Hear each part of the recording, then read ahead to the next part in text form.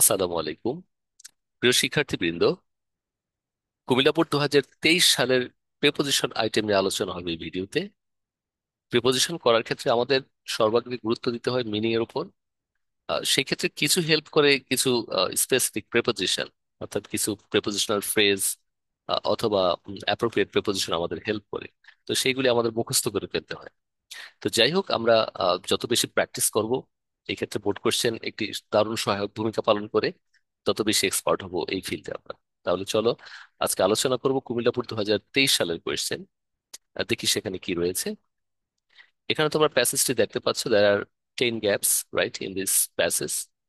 তো এটাকে আমরা পড়ে পড়ে সলভ করে ফেলি। দেখো, এখানে বলা রয়েছে, আর আরেকটি কথা বলে নেই, এটি হচ্ছে তোমাদের টেক্সট বইতে একটা প্যাসেজ ছিল এই রিলেটেড। তো সেই টেক্সট থেকে মোটামুটি সামারাইজ করে কিছুটা করে দিয়েছে।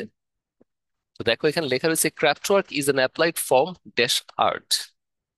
তাহলে এখানে বললো যে ক্রাফট ওয়ার্ক হচ্ছে একটি শিল্পের প্রায়োগিক রূপ, শিল্পের ফর্ম অফ আর্ট, রাইট। অর্থাৎ শিল্পের এখানে র সেন্স কাজ করে। তো সেই জন্য আমরা এখানে অফ কথা বসাতে পারি।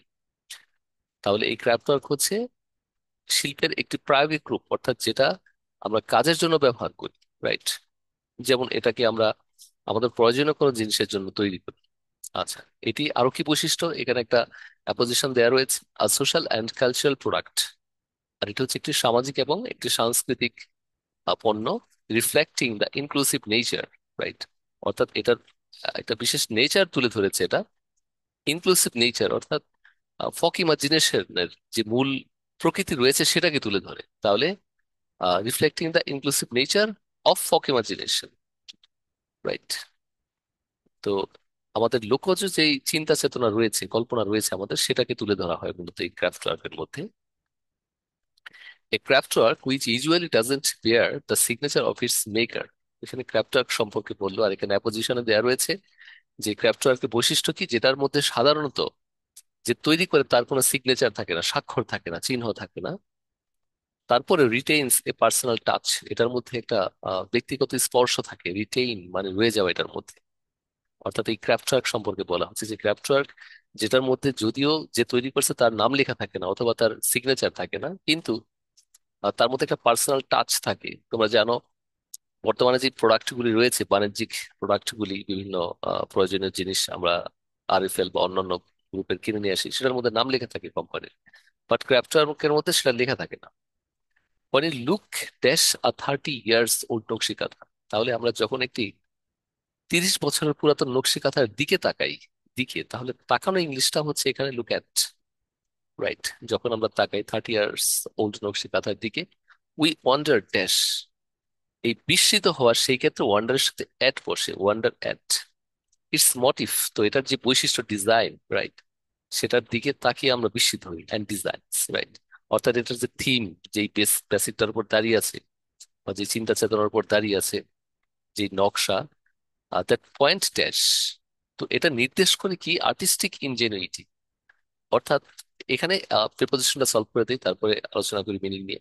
তাহলে পয়েন্ট টু নির্দেশ করে, তো পয়েন্টের সাথে টু কথা আসে generally. Point to the artistic Ingenuity, অর্থাৎ নতুনত্ব, creativity, and the presence of the maker dash it. অর্থাৎ এই এটার মধ্যে, এটা কিন্তু মেকার অফ ইট না, এটার না, রাইট।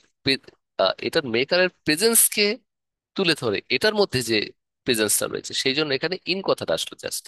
কারণ কি, তো এখানে বললো যে যে এই মেকারের যে উপস্থিতি রয়েছে এবং আই মিন আর্টিস্টিক ইঞ্জিনিয়ারিটি রয়েছে, তো সেই জিনিসটাকে আমরা এটাতে খুঁজে পাই। তো এই জন্য কিন্তু ইন কথাটা আসা, না হলে কিন্তু অফ আসতে পারতো, রাইট। আচ্ছা, এরপর হলো দ্য ফ্যাক্ট দ্যাট, এই যে যে বিষয়টি, যে ফ্যাক্ট হচ্ছে ব্যাপার বা বিষয়, that we do not know her name or any other detail, যে আমরা তার নাম জানি না, অর্থাৎ যে আর্টিস্টের নাম জানি না, অর এনি আদার ডিটেইল, অথবা এটা সম্পর্কে বিস্তারিত জানি না, ড্যাশ হার, রাইট। অর্থাৎ এখানে তাহলে আমরা লিখতে পারি about her, about her, right, যে আমরা তার সম্পর্কে যে কোনো কিছুই জানি না। Does the take anything dash. তো এখানে একটা আনইউজুয়াল প্রিপোজিশন, যেটা আসলে প্রিপোজিশনের পর্যায়ে পড়ে না, কিন্তু অনেক ক্ষেত্রে দিয়ে দেয়। তো এটা একদম ইনফর্মালি ইউজ করতে হয়। তো টেক এনিথিং অ্যাওয়ে, রাইট, এটা জেনারেলি কিন্তু প্রিপোজিশন বসে না, অ্যাডভার্ব হিসেবে বসে। তো take anything away from our application, right, sorry appreciation. তাহলে এই যে যে তার নাম থাকে না, কোনো কিছুই থাকে না, তো সেটা আমাদের কাছ থেকে কোনো কিছু দূরে নিয়ে যায়, right, from our appreciation dash the artist. অর্থাৎ এখানে আমরা কিন্তু অফ কথা বসাতে পারি, অফ দ্য আর্টিস্ট, এই কথাটা আমরা এখান থেকে বসাতে পারি। যে আর্টিস্ট সম্পর্কে যে আমরা কোনো কিছুই জানি না, সেটা কিন্তু কোনো কিছুই আমাদের কাছ থেকে দূরে সরিয়ে দেয় না, রাইট। ওকে স্টুডেন্টস, তারপর দেখো তাহলে আমরা এখানে দেখলাম যে যে এটা কোনো কিছু নিয়ে যায় না আমাদের প্রশংসা বা তার সম্পর্কে যে আমরা পজিটিভ ধারণা পোষণ করি সেটার, ওই ওই আর্টিস্ট সম্পর্কে। ইনডিড, আসলে the intimate nature dash the kantha, অর্থাৎ এই কাথার যে অন্তর্নিহিত যে প্রকৃতি রয়েছে, তাহলে এখানে nature of the কাথা, just meaning এর উপর ডিপেন্ড করে এটা করতে হয়। যে কাথার যে অন্তর্নিহিত প্রকৃতি রয়েছে, যে বৈশিষ্ট্য রয়েছে, অ্যান্ড দ্য ট্যাকটাইল ফিলিং, এই যে ট্যাকটাইল ফিলিং হচ্ছে টাচ করার যে অনুভূতি, অর্থাৎ কোনো কিছু টাচ করার ফলে যে অনুভূতি হয়, দ্যাটস কল ট্যাকটাইল ফিলিং। আচ্ছা, ইট জেনারেটস, অর্থাৎ এটা টাচ করার ফলে যে অনুভূতি তৈরি হয় আমাদের, রাইট।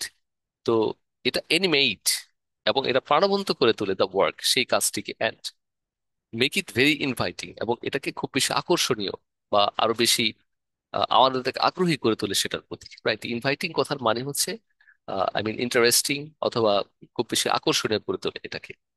তো এই হচ্ছে তাহলে আমাদের এখানকার প্রেপোজিশনের ইউজটা, তোমরা একটু খেয়াল করো যে কুমিল্লা বোর্ডের মধ্যে তাহলে এই যে প্রেপোজিশন গুলি রয়েছে, এগুলি রিপিট করতে পারে, করার সম্ভাবনা থাকে অনেক ক্ষেত্রেই। তো ফর দ্যাট রিজন তোমরা এগুলিকে অনেক ভালো করে পড়ে ফেলবে।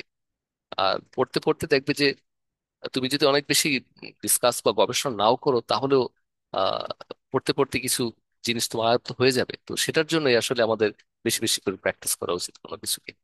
ওকে স্টুডেন্টস, ধন্যবাদ তোমাদেরকে ধৈর্য ধরে দেখার জন্য।